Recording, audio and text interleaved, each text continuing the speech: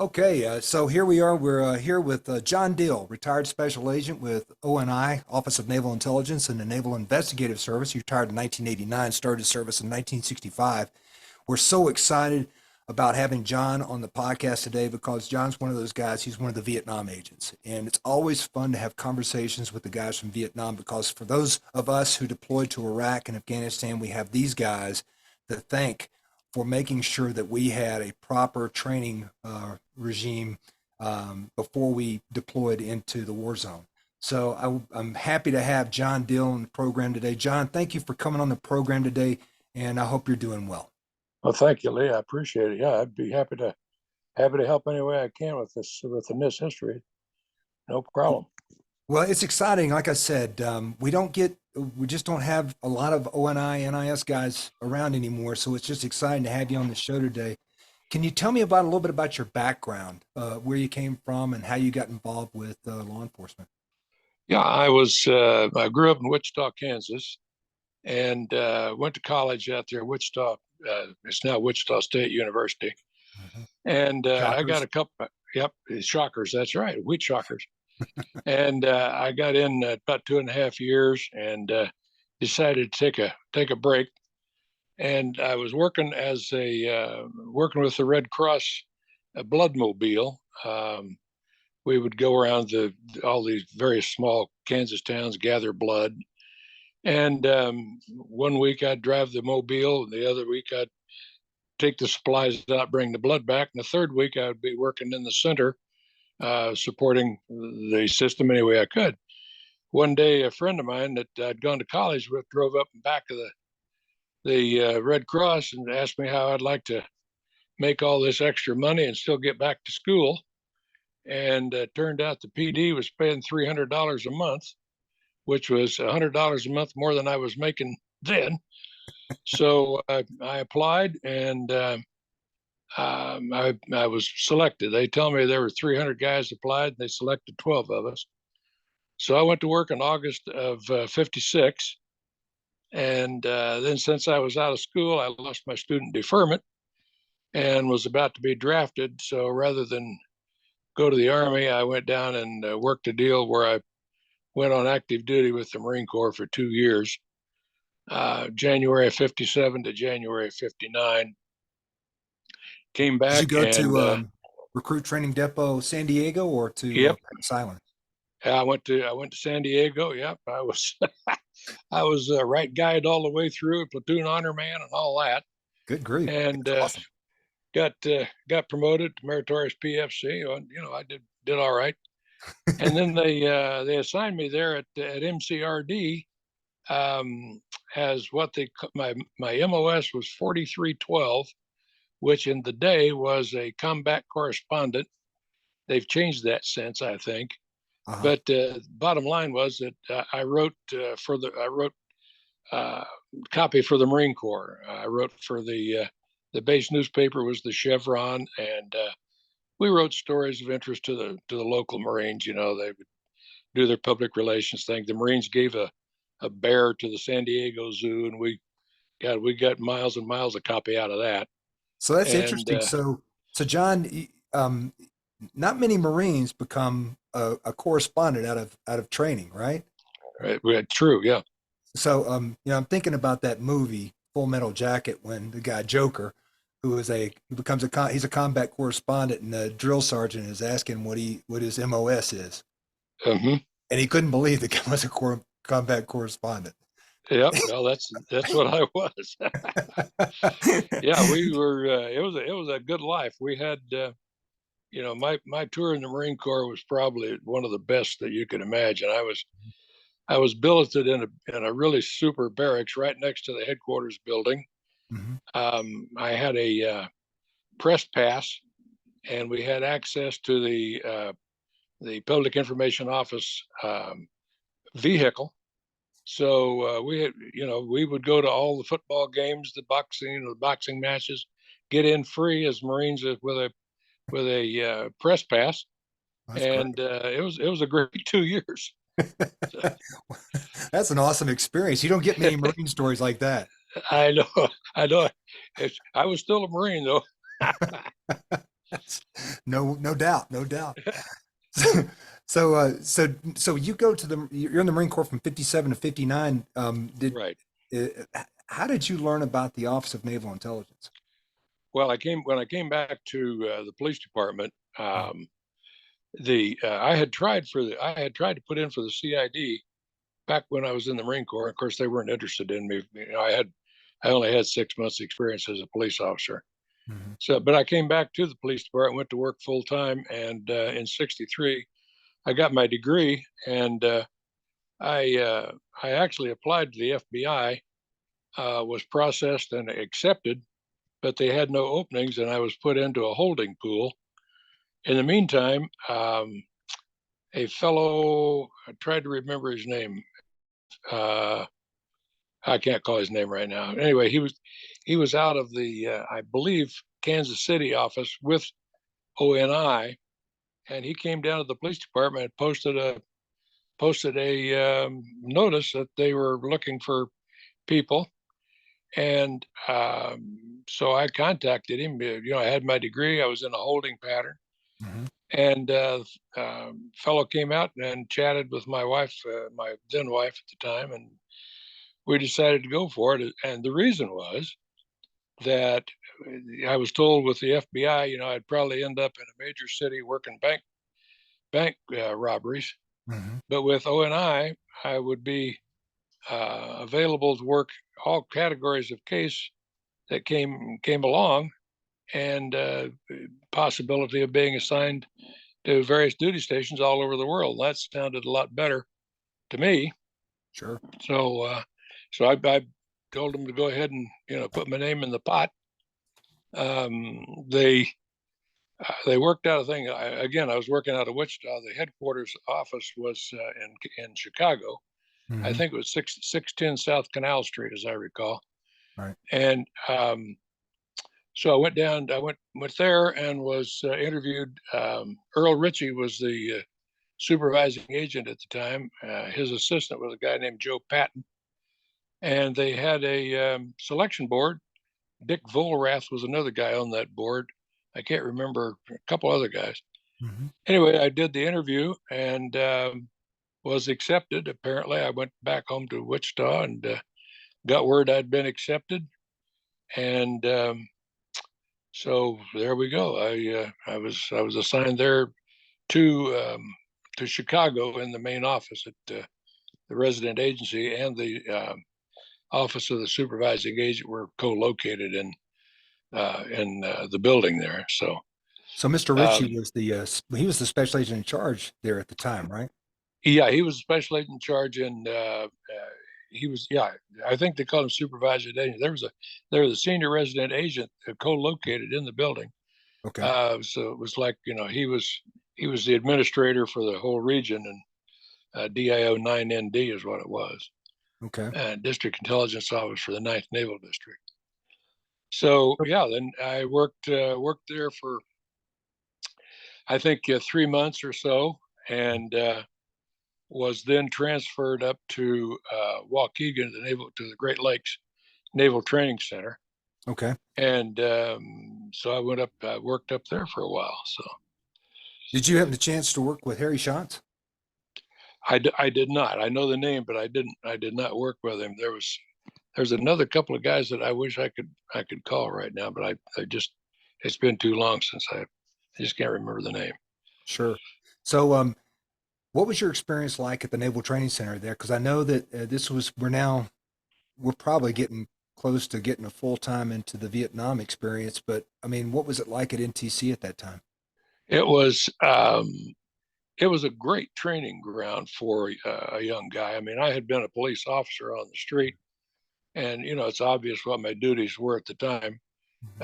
as a police officer. I got up there, and they didn't do the office down in Chicago did a lot of background investigations. Okay. Uh, they had a big, huge backlog of top secret requirements, and so they had a big work those mostly. But at Great Lakes, it was mostly personnel problems. The laws have changed, and the social mores have changed. Mhm. and there were things that were illegal then that are not illegal now. Mhm. And it was a great training ground because we did extensive interrogation. I mean, it was just every other day you were in an interrogation room Mhm. questioning somebody. And, you know, I remember a guy named Walt Cleveland told me one time that Mhm. said, you're doing a good job, but you got to learn to shut up and let the guy confess. You know, so it was, Yeah, sure. I learned that lesson up there for sure. Yeah, so I know what type of cases you're talking about, and I know that today, for instance, the NTC, I was there a couple of years ago, and they have a great number of the sexual assault is the big issue now, um, Right. Understand. Yeah. in the Navy, and so that's probably the meat of every officer's case, even at Camp Pendleton, where I'm at now, working with young agents. The big thing is sexual assault, domestic violence. We do domestic violence cases now. Right. Yeah. Just Yeah. interesting, that because I know what cases you're referring to, and I remember when I first came on, we had they had just stopped doing that category of cases, and Right.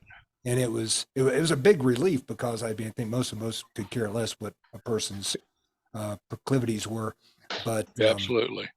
it was Yep. we'd have ships captains call us and say, hey, what are you going to do about this? And it's, hey, you're the captain of the ship, you can do anything you want. Yeah. So Exactly.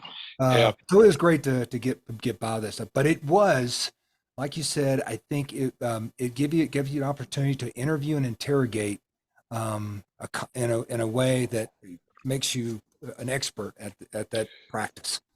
It was a great training ground. Like I say, you know, I could have been in any other, I could have been in any police office, Mhm. and I would not have had that kind of interrogation training. There was a lot of cases, and you worked them, and that was it. I mean, it was an excellent training field. Yeah. So tell me, how long did you spend at NTC there in Great Lakes? Let me think about that. I see. I got up there. Let's see, and I got up there in about the. Let's see. I went to work in August, September, October. I got up there in like November, December. I recall. I had to go back to Wichita and move in up there with my then wife, and we got an apartment up there in let's see, 60 early 66.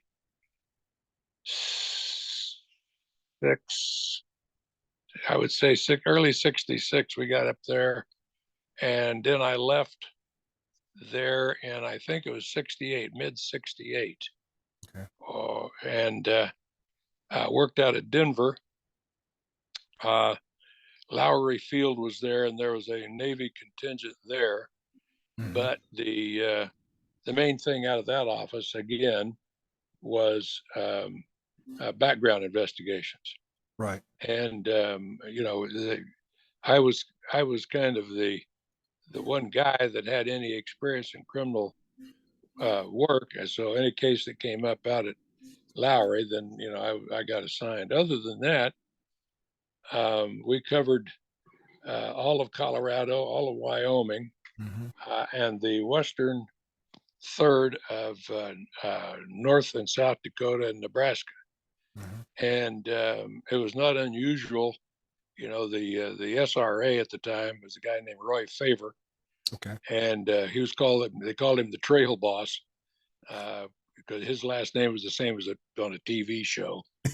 So Okay. it was not unusual.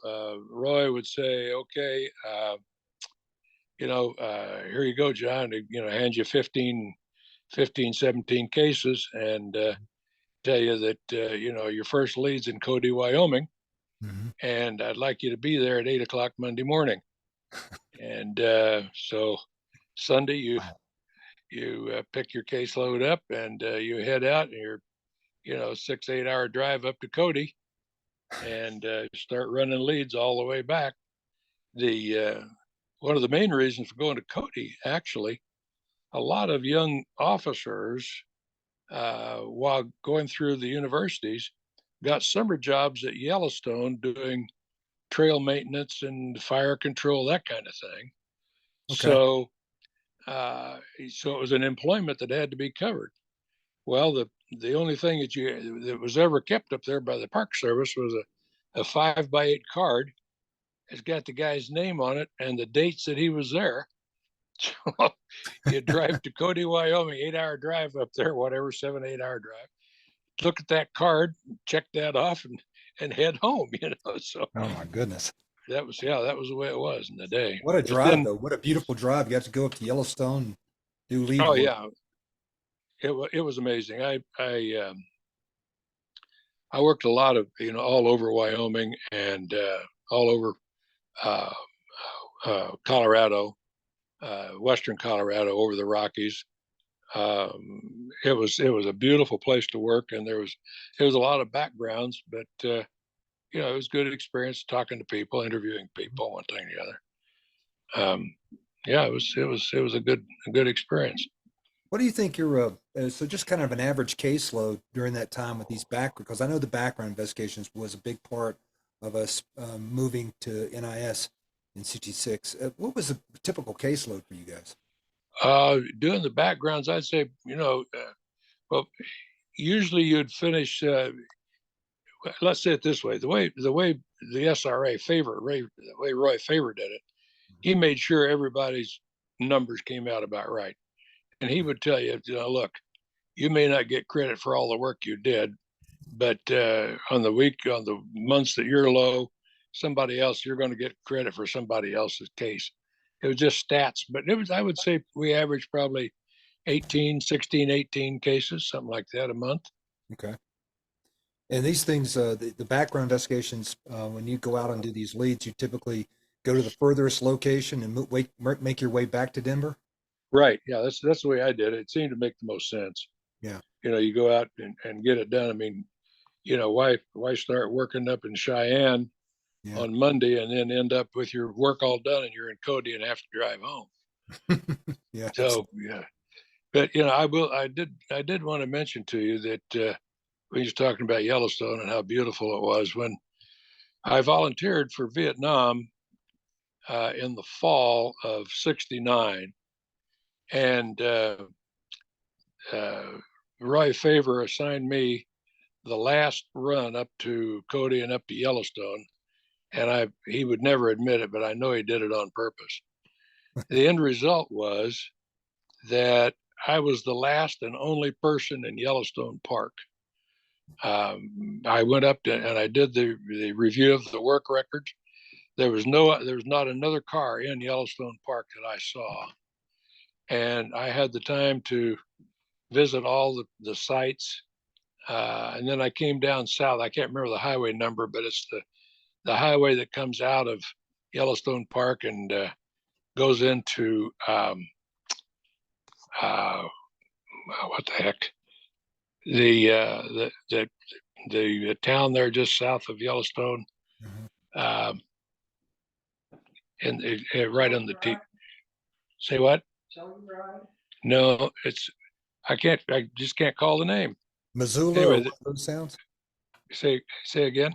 Missoula or one of those towns, No, Montana? it's the posh, it's the really wealthy town. Uh, that Anyway, it's a beautiful town, and there's a run between the two, between coming out of Yellowstone down to that park, and like I say, I was practically the only person there. Wow. I stopped in at a little inn along the way and spent the night there, and I was the only customer. The Wow. the aspen were turning gold, and the evergreens. It was just an absolutely beautiful and obviously memorable trip that I made, A and great memory. yeah, that Favor did for me, because I'm sure because I had volunteered to head out, to go to So Vietnam. let's talk about Vietnam. So when did you volunteer? So you said when we were talking offline, you said you got a gen admin or a general administration message that was Right. looking for volunteers to go to Vietnam. So Yeah. how did that come back after that? Well, that was just it was a in the back in the day, it was kind of a teletype thing. They would you had this little there was a little machine there, and Hmm. and it would start typing and start spitting out these long pages of paper, the general admins. And we got this gen admin out of headquarters said looking for volunteers for Vietnam. And as I mentioned, you got a little, if you're a GS 11, I think your any overtime was based on a GS 10. They gave us a little bump in pay, and they said you got your choice of duty station if when you completed your year in Vietnam. And I thought about it. I thought about it a lot, and it's I don't want to get too far off here, but I kind of thought, if you're going to make an opinion about something about the Vietnam War, maybe it'd be a good idea to go and see what the hell's going on. Sure. And I kind of felt like I think it kind of rounds you out if you go see a war sometime. There are things that happen there and things that you see that can change your perspective on life forever. Sure. And that's what happened to me. Wow. And so yeah, I volunteered and I was assigned to Da Nang, and that's where I spent my year, I Corps, Da Nang, and environs. So what? So when you get to, can you? So you before we came on air, we discussed that feeling of just arriving in Vietnam and what it was like, because we talked about how what we learned from Vietnam, the Vietnam experience during Iraq and Afghanistan, and to prepare people for what they're going to see and what they're going to do. Right. So you got on a plane in what, Denver, and Yeah. next stop Vietnam. Got on the plane to Denver, went to San Francisco, and I think it was Travis Air Force Base.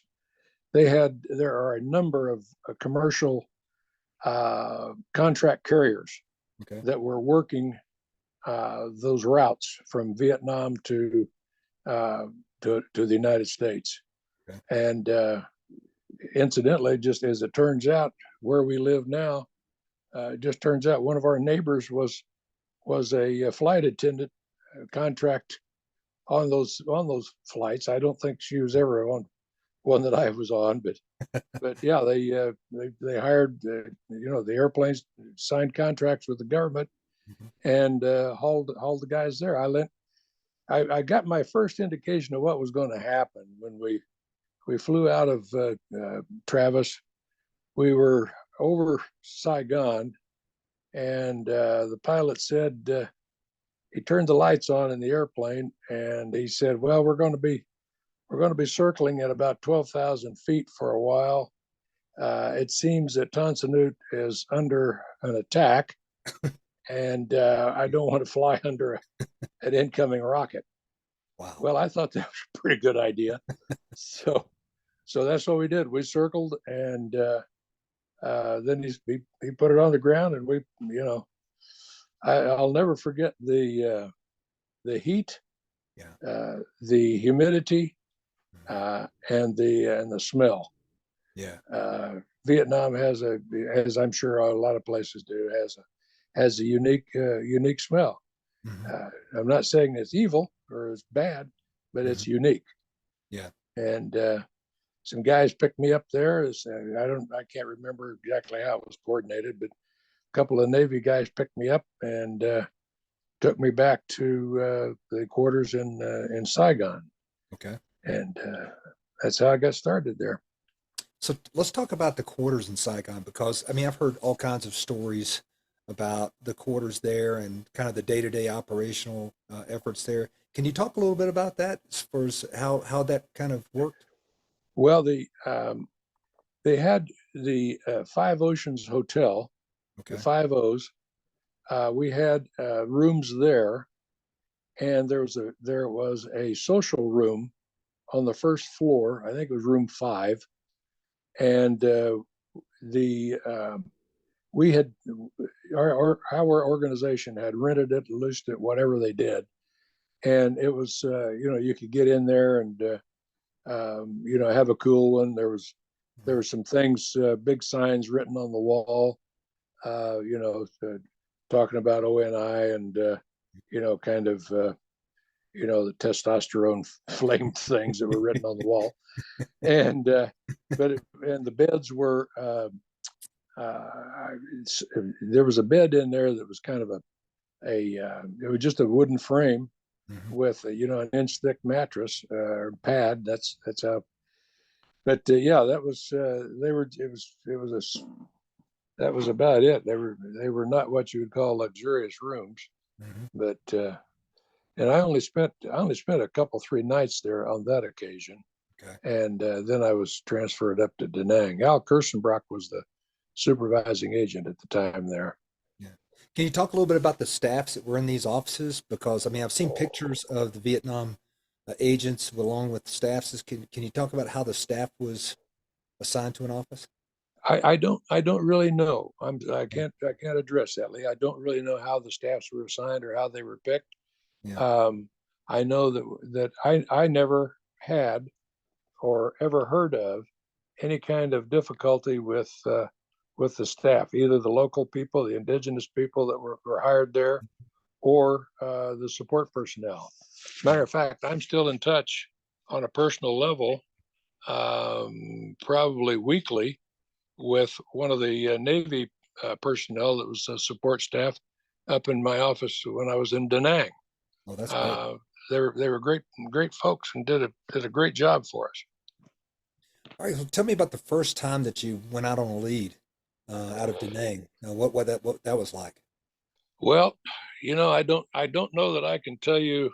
I'll tell you. Let me tell you the result here.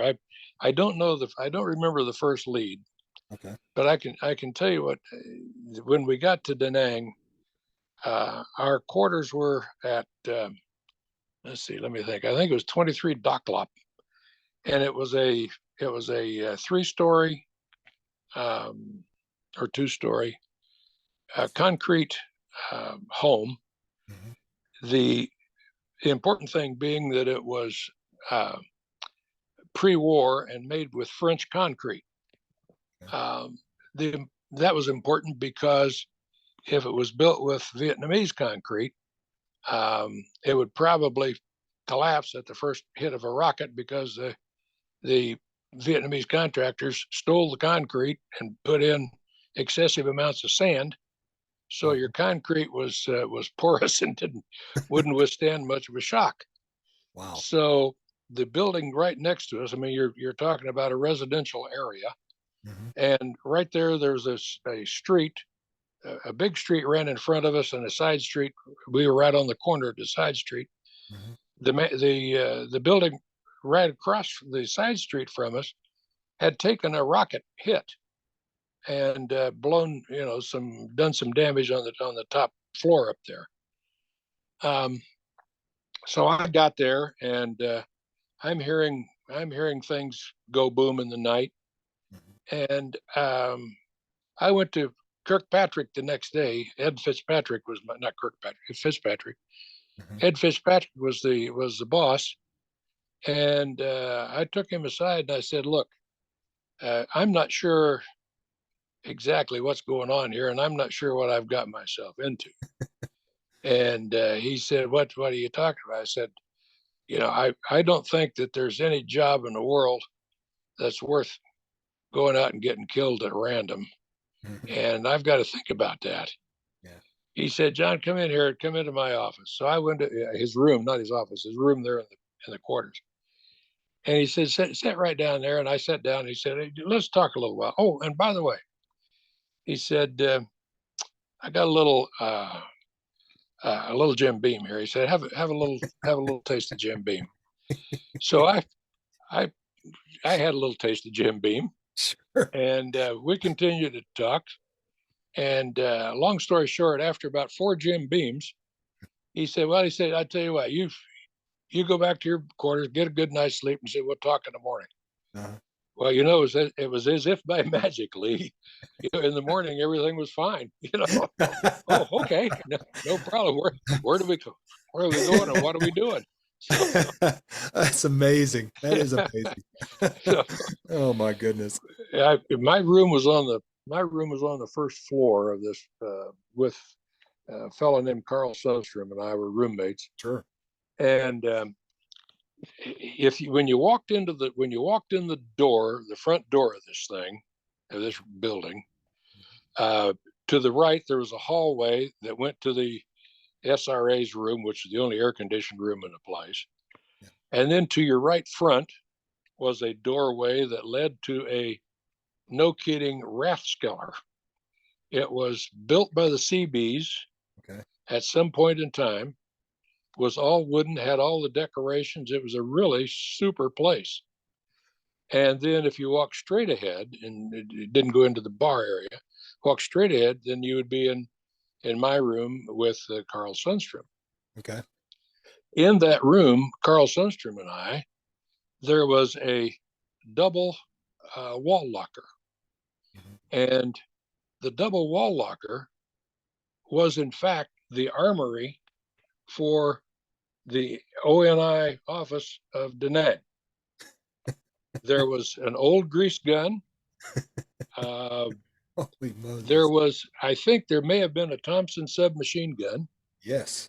Um, and I can't remember. There might have been there might have been another couple of things in there, Mm-hmm. plus our ever trusty 6-shot 4-inch barrel 357 Magnum Yeah. that was issued Smith and Wesson That's right. that we showed up with. So that was our armor for going to war. That is great stuff. I'm just imagining a grease gun and a Thompson submachine gun, Yeah, World yeah, War II stuff in there in yep, that locker. That's awesome. yeah. That was it. The and there was a general, a Vietnamese general. If you walked out our front door to the main road and then turned right and went a block down, there was a high-ranking Vietnamese general lived down Mm-hmm. there, and the guards were really touchy. The Vietnamese guards were really touchy down there, Mm-hmm. and if you rode by there, everybody rode a motor scooter. The Okay. little two-wheel motor scooter you find everywhere. Mm-hmm. The rule was that you could not, the second person, if you had a passenger on the back of that motor scooter, the second person on there had to ride side saddle, Interesting. because you can't throw a satchel charge from a scooter riding side saddle, because the throwing it, you'll throw yourself down on the ground. Okay. So when people would come by there riding astride the bike, both of them astride the bike, the guards down there would take a pot shot or two in the air, or whatever they thought necessary, to Mm-hmm. stop them and make sure everything was all right. Oh my Well, goodness. the end result of that was that we got, probably a couple of times a week or so, we would hear these random shots coming. So Mm-hmm. everybody would run to our our double wall locker armory and grab something in case it was a no kidding deal. Wow. And Yeah, that's interesting. it was a laugh a minute. I bet it was. So, so tell me about some of the leads you had to run, some of the cases that you worked, the really interesting cases that you worked when you were in Vietnam. Well, let's see. Um, one of the we worked we worked a rape case. I don't remember the outfit, other than it was called Charlie Company. Mm-hmm. They were out. Well, let me summarize. We worked a lot of fraggings. Mm-hmm. We worked a lot of dope, but we did have limits on the dope. It had to be a significant amount of narcotics before we would ever open a case. A pound of marijuana was nothing. Oh, You could wow. buy for $10. You could buy rolled marijuana cigarettes the size of Pall Malls in a carton the size of a Pall Mall thing for $10 on the street. Wow. So we just didn't we didn't work it unless there was a significant amount. but we did work some narcotics. We worked fraggings, we worked rapes, and murders. Mm. And there were the one, for example, the rape case was, you have to do like I'm sure you guys did Mhm. in Afghanistan and Iraq. You had to wing it to get a ride someplace, So we get to the helipad and find a helicopter going where we wanted to go, Mhm. and or drive. Sometimes we drove out there, which was a laugh a minute. Also, the roads are mined, and they would tell you they're mined, Mhm. and you drive by a hunk of metal the size of a small love seat in the ditch, and it used to be a Lambro that hit a mine. Wow. But so we got a Charlie Company. I recall the one there was, to me, was memorable because what happened, the this Charlie Company, it was in bad territory, and the company was there. They'd been out on patrol. They went into a small village someplace not too far away from the main camp. I say not too far, a mile or so. And there was apparently a Vietnamese girl there, a lady, young woman, and so some of the Marines decided they were going to rape her, and they did. Wow. And there were five guys, and they they performed. They all raped her, Mm. and she reported it. We got out there, started doing the case, did a lineup, and she identified the guys. We brought them in, and we brought them into Da Dang, and every one of them confessed. And the idea, and I realize this is kind of rough to say, but Mhm. the idea was, you know, we're shooting and killing them. Why not have sex with one of them? Wow. I mean, it was brutal. I mean, they all admitted it. No problem. Wow. And that seemed memorable to me. Mm. I worked fraggings where a guy went down threw a frag on the top of the guard shack. The guys, he didn't like the guards, Mhm. threw a frag on the top of that, and got back to his barracks. But he was seen in the barracks just very shortly after the thing went off. So that was his excuse. But we worked a deal. I had an informant in the camp. I kept telling him, go tell this guy that ONI is getting closer, that Mhm. they're telling you that we're getting closer. Right. And sure enough, after about 2 weeks, the guy went and confessed to his legal officer that he was the guy that did it, Wow. and he didn't want to talk to anybody, so we couldn't interrogate him. But at Yeah. least we cleared the case. It's interesting. We only had probably maybe one, maybe two fraggings the whole time I was in Iraq. Wow. And I was there, for a 3 year period, one deploy after another. And when I talk to guys like Doug Hubbard and Ted Miller and these guys that were in Vietnam, they talk about the number of fraggings cases that you all worked, it's just amazing to me. Yeah. Was there some Yeah. kind of They. personality when you look at a person that does a fragging? Is it somebody who is disgruntled about being in the military or draftee, or what was what do you think was the MO? I think. Well, I don't really know, Lee. I think that some of these guys, it was just so easy. Yeah. It was just so easy to do, and the mentality of these guys that are, they're in the jungle, they're using these weapons all the time, and the sergeant gives them some kind of an order or directive that they don't like, or they really take uh, exception to, and they just do it. Wow. I can't. I never found a common motive. It was just a matter of a war climate, Hmm. and the weapons are right there, and the guy pissed you off, so they just do it. Yeah. When you You sit know. down in an interrogation room or an interview with these guys, is there a particular theme that you would use that would seem to work well with these guys? Uh, Not really. It was pragmatic, straightforward.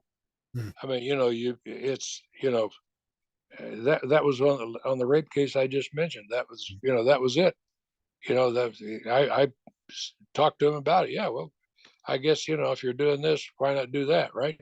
Wow. And yeah, and it's I never found a common denominator Mhm. that during anything that I did.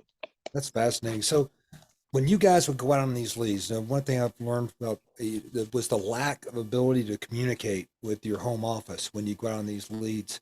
Did Yeah. did you experience that? It was just where you go out for 2 weeks and then show up 2 weeks later and say, "I'm back." Well, some of the guys did. I did. I was not in that position. Now, Doug Hubbard would go to like July, some Hmm. of these other places. Some of the other guys did go man other offices. Hmm. I was never assigned to an independent office. Yeah, Um, but yeah, communication with headquarters was, or with the office in Da Nang was not. We didn't do that. yeah, I recall there was a murder um, down around Tucal Village. We went to do that. There was, I think, a guy, my friend Fred Grimm, who's passed away now. yep, Fred Grimm and myself and Ed Fitzpatrick, two Marines and a couple of indigenous folks. What had happened is the VC had come across the river down south of Tucal Village, or down north of Tucal Village, and had killed a woman down there and buried her under a bunch of rocks. And then they claimed they were putting it out that the Marine Corps pacification team that was trying to make good relations with the local people had actually killed and raped her. So we had to go down and do the crime scene.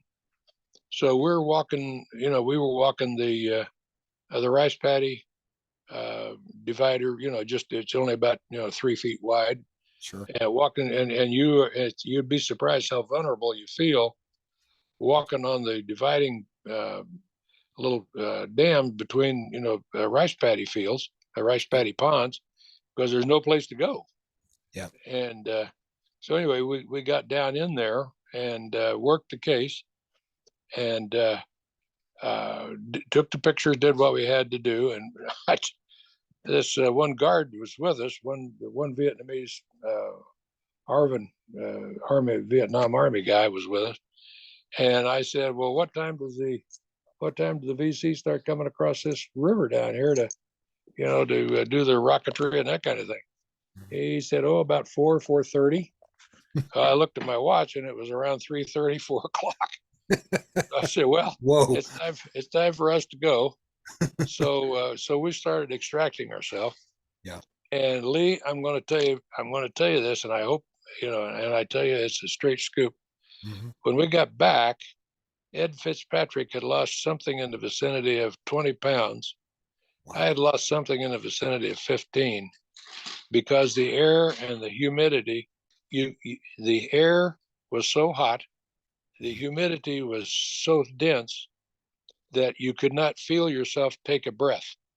If Wow. you if you can imagine taking a breath and not being able to feel it, I mean Sure. that's the only way I can describe it.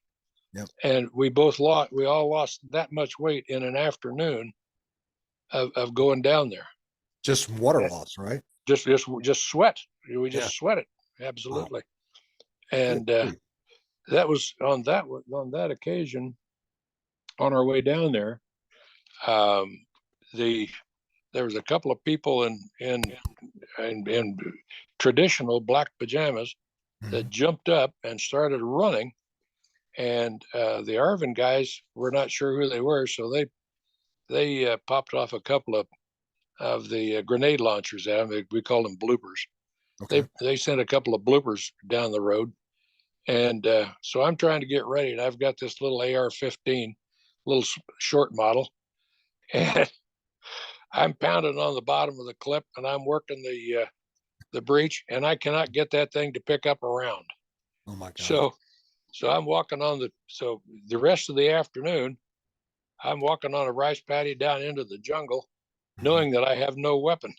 Oh my gosh. Yeah, that M16, that weapon was problematic in Vietnam, the first generation. I Yeah, understand. absolutely. Yeah, Wow. yeah. It was a little short guy. Matter of fact, I've got someplace or the other in my archives. Somebody turned around and took a picture of me. Hmm. One of the guys when we were going down to do the crime scene picture. Wow. Anyway, yeah, that so. But you catch a ride in a helicopter. I photographed a fragging crime scene where the suspect had gone from one camp to another, threw a grenade in with his sergeant, uh, and then he ran from this camp down through these ditches, one thing the other, back to his camp. Mhm. And I did the crime scene um, with I got these two Marines in a Mhm. CH-46, the double-bladed chopper, Mhm. and I'm laying in the back of that thing. Thank God they didn't lower the door or the floor. I'm Yeah. laying in the back of that, leaning over there with the camera, and I'm telling straight ahead, straight ahead, to the left, and I'm taking pictures of this guy's escape route. So Wow. anyway, That's memory. amazing. Just to adapt and overcome when you Yeah, have to yeah, conduct a crime scene. You got to do those photographs, and what a way to do it. yeah, that's exactly right. Yeah, there were a couple of things that happened that were sufficiently traumatic that for me that I don't even mention them here or anywhere. But there's things that I'm sure have happened to everybody that's been in a war zone Yep. that that affect you for the rest of your life. Wow. So you did a year tour in Vietnam. Yes, yeah, did a year. Went back to got out. I went down. I was of course at Da Nang. I caught a flight down to Saigon and hanging around the office down there. And I said, "Hey, you have any reason for me to stick around here? I'm supposed to leave in a couple 3 days." Hmm. And they said, "No, just you can catch a flight, go." So I called them, and they said, "Yeah, we always have a seat because um, there's always somebody that the last couple of days they're in town, they don't make it, so we've always got a seat." So that's what I did. I went down to Tan Son Nhut and caught the Freedom Bird back to San Francisco, then on to Denver, Hmm. and got back there and found a kind of a rough situation there. Ended up leaving there by myself for my next duty station to NAS Whidbey, and was Hmm. divorced shortly thereafter, Wow. and went on with my life from there. That's unfortunate. So, that was your welcome home. Is that the office you wanted to go to? Was Whidbey? Well, I tell you what, the fellow that I mentioned earlier that I'm still in contact with, Hmm. um, his name's Carl Thatcher. He's a good guy. Sure. He was a yeoman with us, and he went on to become a warrant officer and did all kinds of really interesting things. Had a hell of a career. Hmm. But anyway, he was leaving Da Nang, headed back to D.C., Hmm. and I had put in for a naval air station someplace. Okay. And I think it was up in Maine. I can't remember now, Brunswick or someplace up in there. Brunswick. Yeah, Brunswick. And I got refused. They said, "Well, there's no openings there." So when Thatcher was going back, he said, "Is there anything I can do for you?"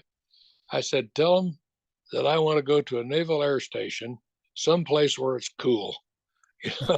I, I, I was a Marine, but I'm done. I'm tired of dealing with Marines for a while. So send me back. So sure enough, within a week or so, I got orders to NAS Whidbey, Yeah, which beautiful was, place. oh yeah, it's the best thing that ever happened. I met and married here, and we went and did the rest of our career and bought some, and so we ended up building our home. I sat on a hill overlooking the ocean That's on wow. two and That's a half unbelievable. acres and happy What as a a beautiful. clam. And so that must have been a good place, a good time to move to Whidbey Island, right? Because I know a lot of people have moved there and retired there, but Yeah, uh, there's one of the I guess you would call it secrets for Whidbey is that the prevailing winds here are from the Southwest. They come from Hawaii Hmm. on an angle up toward Washington State, and they hit Mount Olympus out on the Olympic Peninsula, Hmm. and it's just like a rock in a stream. Whidbey is right behind that rock, so to speak. Hmm. And the end result is that we get something like 17 inches of rain a year here in North Whidbey, Hmm. which is why they built the Naval Air Station here. Okay. Seattle gets 36, 39 inches of rain, but we're practically a desert up here. And so That's we're amazing. we 17 got the inches of best of rain, both. practically a desert. Yep, we got the best of both worlds.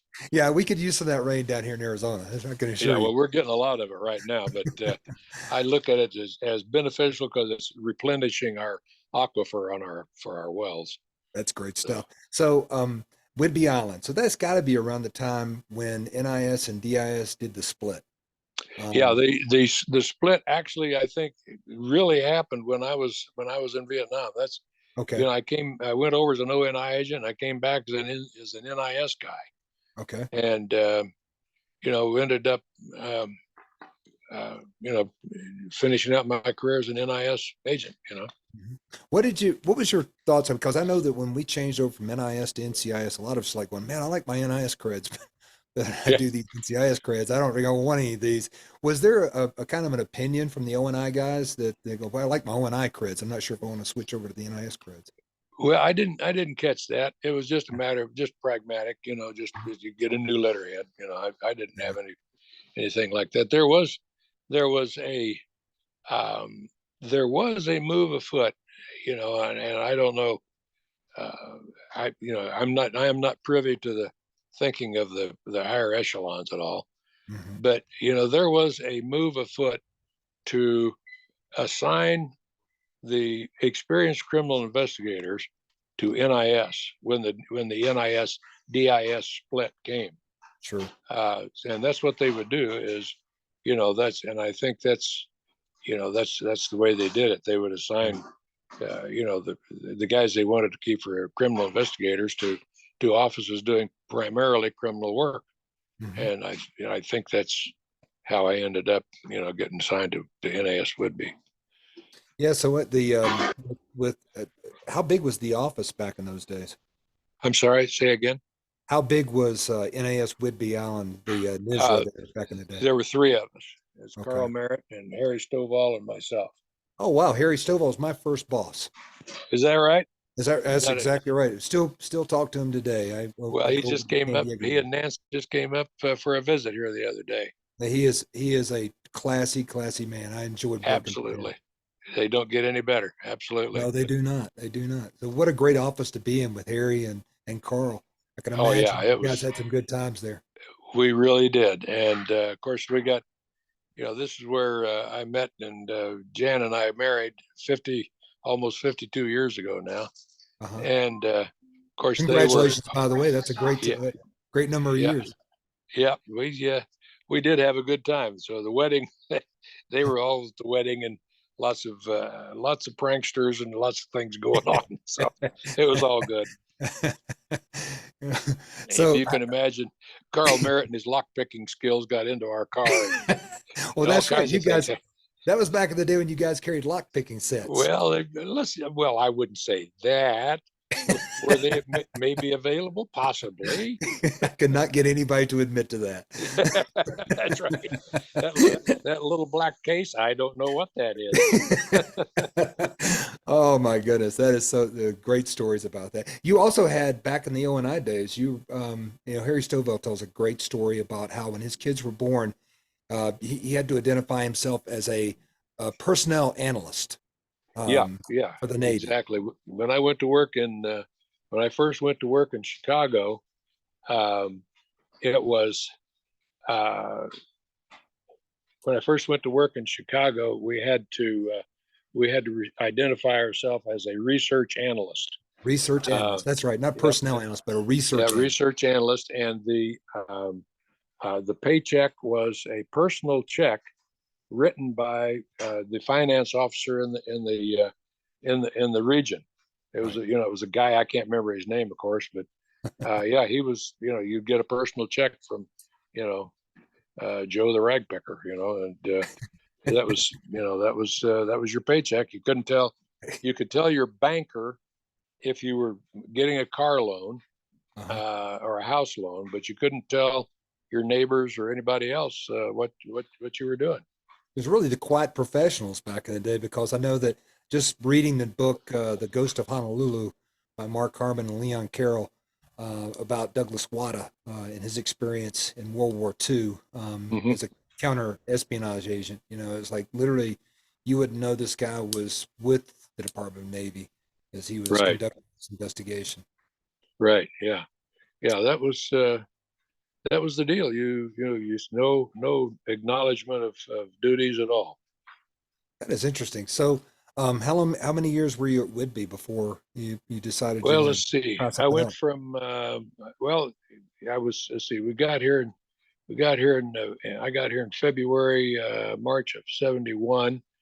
Uh, then we left. Jan and I left in '74. Went to Okinawa for 4 years. Then from Okinawa to Alameda. Uh, then Alameda to the Philippines. Philippines back to Alameda, and then from Alameda up to Seattle, where from which I retired. Okay. So I want to, interesting because Okinawa in those days was a much different place than Okinawa is today. I would imagine, yeah. And the cases, understand from talking to people from your generation that had worked there, that was a pretty busy office back in the early 70s. That's a fact. Yeah, I remember.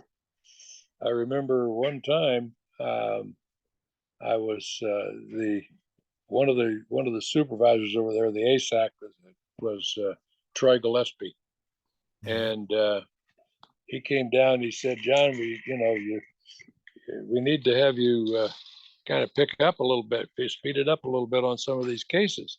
Hmm. And I said, "Well, look, I've got 36 cases at the time, Wow. and I'm opening a new one. I spent every morning opening a new case of either the the jackets were being stolen out of the warehouses. I was a three MAF Hmm. supplies, and the guys were stealing these field jackets and selling them out on the market. There was a guy. I don't know if I ought to use his name, but there was a guy by the name of Jimmy Shiroma that Hmm. was alleged to be a bad guy out there. Hmm. And I was opening cases all the time. And Troy came down and says, "Well, you're just going to have to start hoeing one pea patch at a time, John." He said, you know, to get one done and then start on another one. Wow. Yeah, it was a busy, busy time. Yeah. So I remember I was working an arson case on the USS Kitty Hawk in 90, and I remember we had a whole bunch of arsons that were going on. And I remember how frustrated the command was with us, and how slow we were moving on cases. Did you ever have any kind of frustration from command because of these stolen jackets at the warehouse? No, I never did. The guy that was the commanding officer there was a guy by the name of Seaman, Seaman, Colonel Seaman, Mm-hmm. and he and I hit it off pretty well. As a matter of fact, he was being inundated with troops from the northern training area somehow, but he still was able to assign uh, us a office. It was a former clothing distribution building. Mm-hmm. I don't know, maybe 1,200 square feet, something like that, maybe a little less. Mm-hmm. He actually, gave it to us for use as an NIS office. So we had good rapport with him.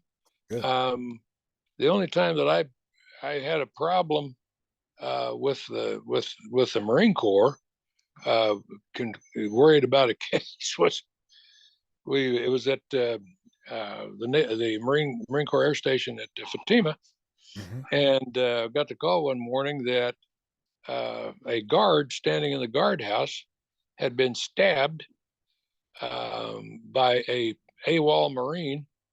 The AWOL Marine trying to steal the guy's 45 pistol because it'd be Mm-hmm. worth a fortune on the Okinawa market. Mm-hmm. But he stabbed the young Marine, and the Marine fought back to the point where the bad guy took off. Well, the young Marine happened to have set some kind of a pistol course record during his qualification a couple of weeks before that. And he put a couple of rounds right in the guy and dropped him on the driveway of the end of the Marine Corps Air Station.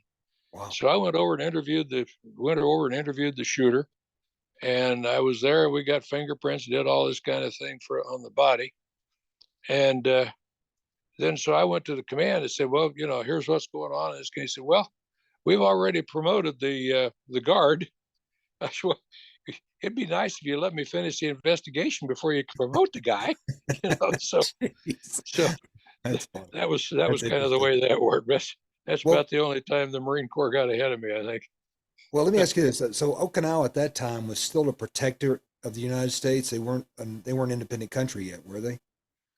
No, they reverted back to Japanese control in '78, Mhm. about '78, I think, because we uh, 77, '78, because we left there. We were rotated out of there in '78, and that was the day that the traffic, and we left on the day the traffic was reverted to the Japanese style.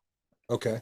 So it was along in there. I'm not sure exactly when it was when it left the protectorate So status. But if you had any issues between Marines and the locals there in Okinawa, were the prosecutions done by the Marines completely, or did you have instances where the local police or would be involved?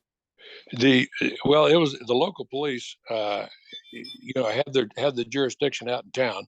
Okay. And they were good for. They were good for me to work with. I enjoyed a really good relationship. Um, the I worked a murder up at Camp Schwab where uh, it was the middle of the day, and this mama san was taking a nap in the front of her bar. Her Hmm. family was in the back, and somebody walked in, took a cantaloupe-sized rock and bashed her on the head and killed her, and then robbed the cash register and took off. Hmm. And so we started working the case. And long story short, I identified the guy, and I called the Japanese police and my contact up there, and they came and did their thing with the right paperwork, took the guy off, and he confessed and went to prison. Okay. Now, So the prisons they would go to, they go to the Japanese prisons in those yes, days? yeah, Okay. they went to the Japanese prison. They learned to speak Japanese, or they had a problem. Hmm. Uh, that was my understanding. I was never in one, but Vic McPherson um, could tell you that uh, taking a double cheeseburger to an American prisoner in a Japanese jail Hmm. would just about get him to say whatever tell you whatever you wanted to know. Yeah, I bet. I bet.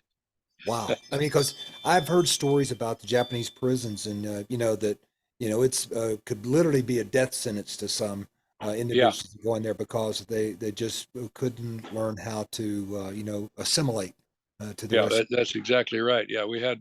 Matter of fact, there was a fellow that we used as a kind of a quasi informant. He was kind of on the side of things, and occasionally we would get some information out of him.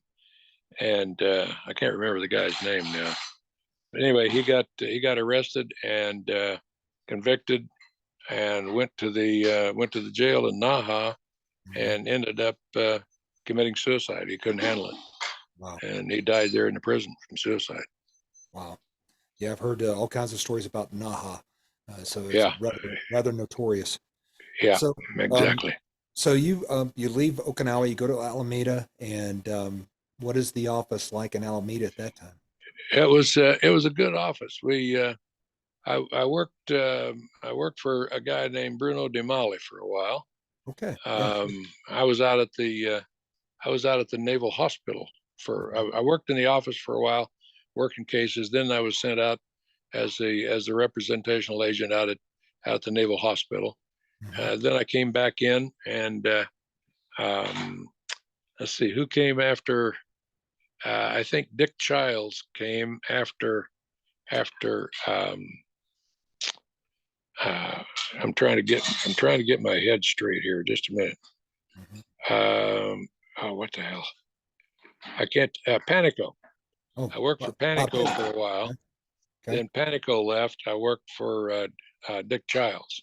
Okay. And then after he left, Ted, your friend Ted, we just talked about him. Ted Miller? Ted Miller, exactly. Yeah, Ted tried to teach me to scuba dive in my own swimming pool. I couldn't do it. Too claustrophobic. Yeah, Ted will remember that, I think. I have to ask him about that. That should be a good story. Oh my goodness. So okay, so I love talking about the Philippines. And I love to talk to people who've been in the Philippines and worked there, and because it was an amazing experience, as I understand, for people who have worked there. And there's like literally, you guys have got your own kind of club of Philippine agents. So tell me about the Philippines and what that was about, what that was like. Well, the Philippines, when we got there, we were assigned housing in San Miguel, which was about an hour away from Subic. It used to be a satellite tracking station. They had really nice homes. There were spider homes on, elevated kind of a deal, and beautiful area. And we lived up there for a year. When I was assigned there, I ended up as I don't know what you would call it. I did the CNCI stuff. Okay. That was kind of my job, and I did a lot of, some administrative stuff there. I didn't work a whole lot of cases. I did mostly that kind of administrative stuff. But yeah, the living conditions, we moved back from San Miguel down to Subic after about a year, and had nice quarters there. Worked with a lot of good people, good friends. And the living, the economy was rough. There was you couldn't trust a lot of people. You had to be careful. Yeah. And it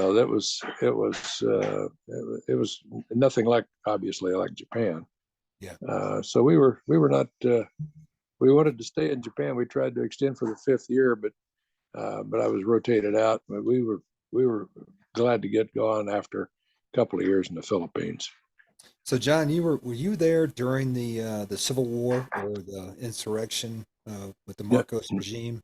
No, I didn't have any. We had no problems that way. Yeah. It was every day, just every day work a day, get work the cases. Yeah, no problem there. We didn't have any administrative problem. Just the usual problem that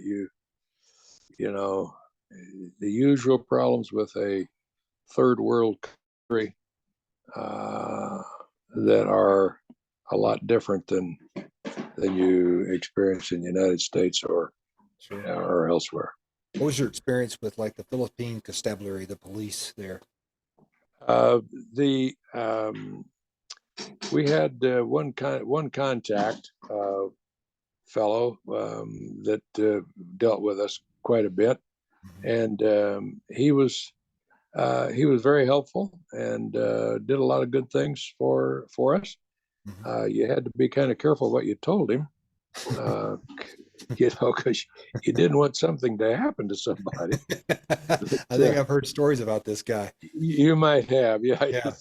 He's got kind of a reputation for sure. Yeah, he does. And the funny thing is that because of the some of the problems with some of the movers were a little less, when you would rotate in or out, your furniture would have to be packed out and all that kind of stuff. And so a lot of fellows would invite this fellow to come and oversee their pack out or move in. Man.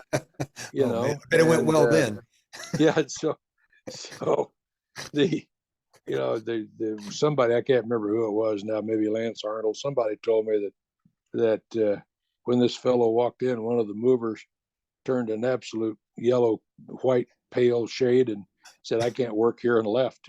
So, and the funny thing to me was that when the fellow would come and help you move, or oversee the move, make sure everything went right, a lot of the agents would give the guy a bottle of booze as a thank you.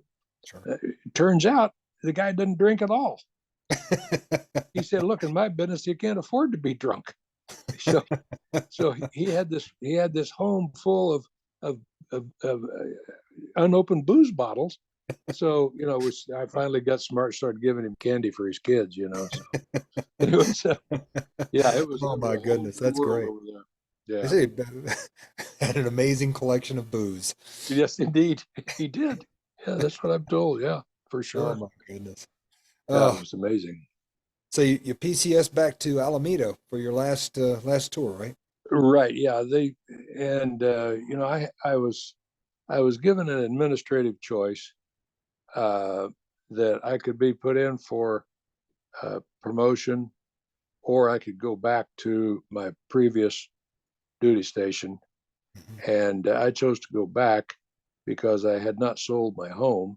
Hmm. And so I went back, and the house had appreciated a lot. Yeah. And I knew that was going to be the case. We had leased the house out all the time we were gone. Hmm. So, that was very beneficial.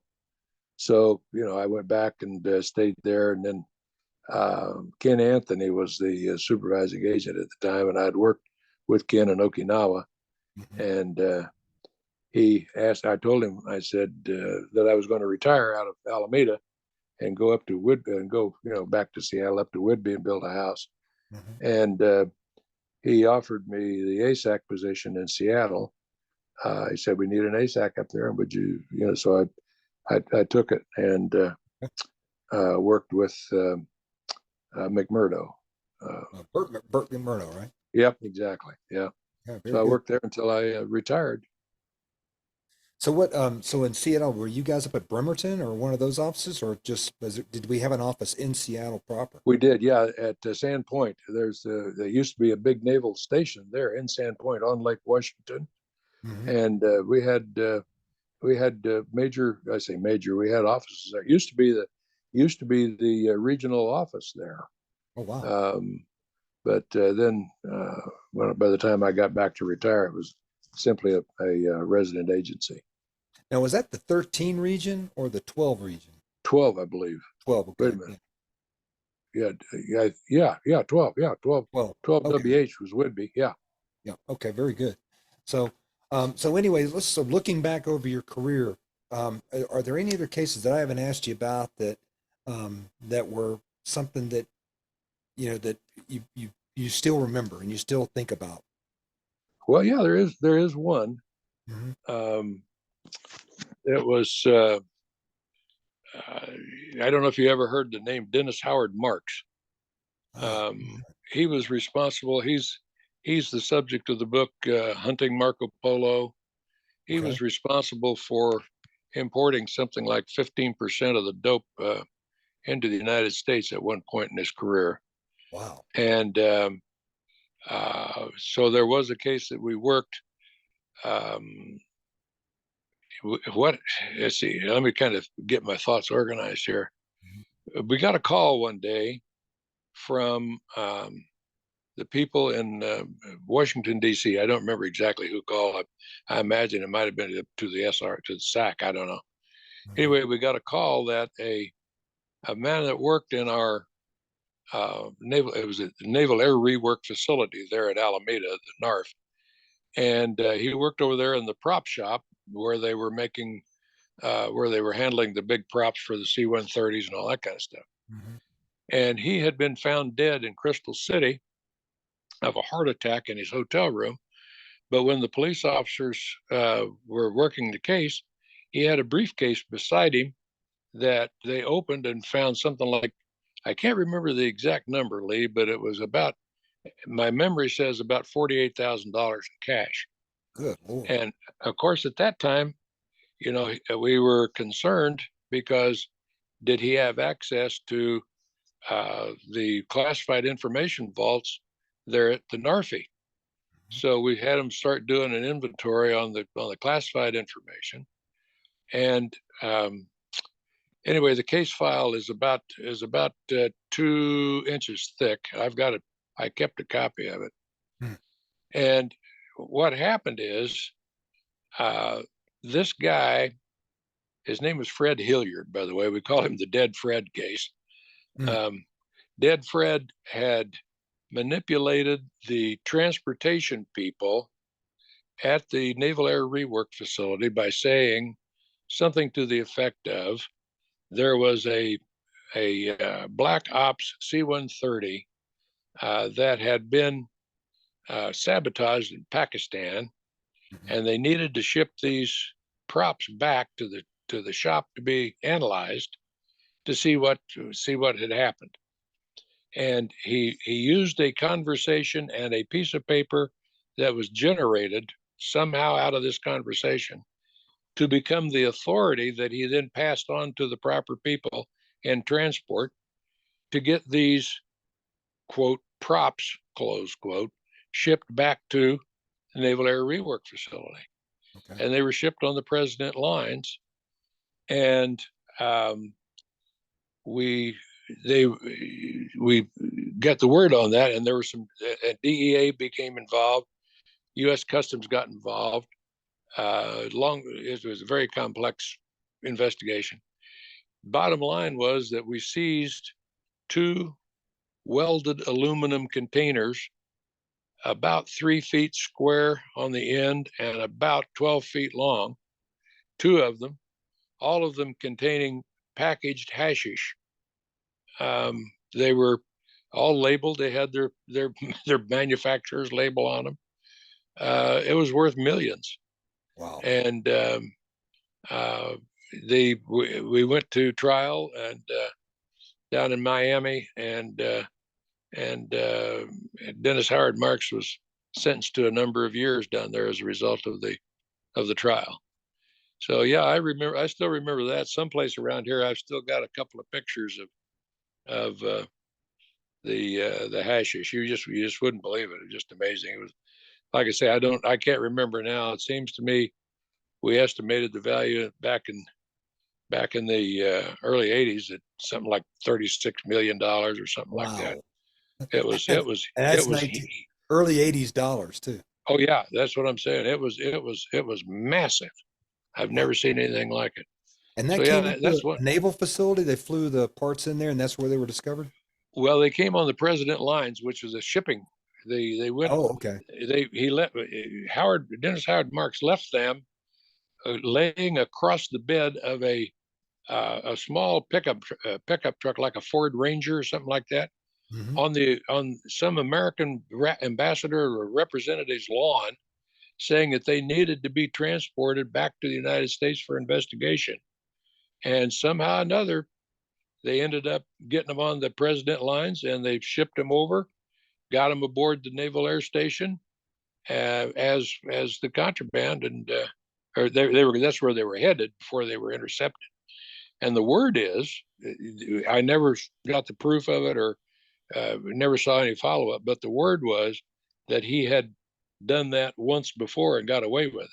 That Wow. they had shipped in a load like that, and that it had been delivered to Naval Air Station and then transported off, somehow or another. So, So these lines, but they didn't go through a customs process because they were presidential lines. Is that it was apparently they were welded aluminum. wow. I guess I'm not sure the customs would want to. I don't know. I don't know the details. I don't know how customs passed them, but they came off of a ship that crossed the ocean Hmm. and uh, got transported. They were intercepted, of course, and Wow. transported down to the warehouse where the DEA was. Were there But any it was a unique long. Sorry. was there any unique investigative techniques like use of sources that help break the It case? was, yeah. There were things that I did not understand at the time and still do not understand. Wow. Um, there were people um, getting off of airplanes that I would get a report. Well, we had two guys get off the airplane at such and such, and they told us this and that. Customs. So I don't know who all was involved, but Wow. it was a biggie for me. Wow, John, that's an amazing case. That's a really interesting. Yeah, it And the was. amount, just the amount of drugs that were seized at Yeah, the time, that's amazing. it was phenomenal. I wish I could show you a picture, but I don't know where I'd have to find it. But it was, I yeah, bet there's something on the internet though. yeah. Well, I don't know. Maybe Dennis Dennis Howard Dennis Marks. Harks, yeah, Marks, Marks. yeah, Dennis Howard Marks. Okay, I'm gonna do some searching on that and see if I can find some pictures. Do that, yeah, yeah. See what you can find about Dennis Howard Marks. That is interesting. Wow. So, so you ended up your career in Seattle. What have you been doing since? Well, the I didn't do anything for about 18 months, and then I got to looking at doing some of the contract work for used to be MSM, which was Okay. doing contract background investigations. And I started doing those for a while, and I did them for a year or so, and went back. My wife and I went back to Kansas for my one of my high school reunions. I can't remember, maybe my 40th high school reunion, something like that. And we went to visit a an old neighbor and found out that he was in the hospital. Went up to visit him and found out that an old neighbor on the other side of the home, on the other side of our house, was in the other bed. It was both of them were in the same bed in the same hospital as a matter of coincidence. And my wife and I had been talking about doing a little traveling, and before we got too old, one thing the other. Hmm. And she looked at me and said, "Well, now looking at that, what does that help make up your mind about what we ought to do?" That was in October, Uh-huh. and in January, Jan and I hit the road with a pickup truck, a fifth wheel, Uh-huh. and we leased out our home in a place called Mill Creek, Hmm. and we took off in 1993. Hmm. Took off in 1993. We circumnavigated the United States once or twice. We ended up finding a resort down in Florida that we liked, Hmm. and we started leasing a place down there on an annual basis. Hmm. And I built a very nice aluminum decorative pole barn kind of a thing where I would have my fifth wheel under that, and it opened right into a 12 by 40 room and on a man-made lake. And we spent until 2005 Hmm. down there fishing. I fished 6-8 months a year, Wow. and What a great just life. kind of had. It was a great life. And then Jan's, we provided a place for Jan's mom down there also, and we had a place we bought down there we used as a rental, Hmm. and it paid for the lot rent for all three of our places. And then Jan's mom got ill, and we knew that time was coming close, and we ended up she passed away, and we sold all of our properties down there. And we had bought a place up here on Whidbey back in the 80s, and so we made a deal with some builders and one thing and the other, and we built our last hideout up here on this hill, and we finished it in September of 2006, and been here ever since. I did a little more custom border patrol work Hmm. for 3 or 4 years, 5 years, something like that. And I quit. I quit work when I was 80, and That's I good, thought, man. That's good. That's yeah, good to hear that you went that long. yeah, I was doing all right there. So, but it was time to go, and Yeah. one thing and the other. So it was everything has worked out. Everything's worked out great. So And I'm we're glad to very hear that. thankful. You know, you're the inspiration. Kind of, this is how I want my, because Kathy and I, we often talk about getting a RV and just selling what we got here in Prescott and driving throughout the country. Yeah. So that's kind of the same thing that we would love to do. Yeah, I tell you, it's a great life. It really is. There's an entire subculture out there now. Now you got to remember, I'm talking, 18 years ago. Yeah, But sure, sure. there's a subculture out there of full timers, and they're friendly, they're helpful.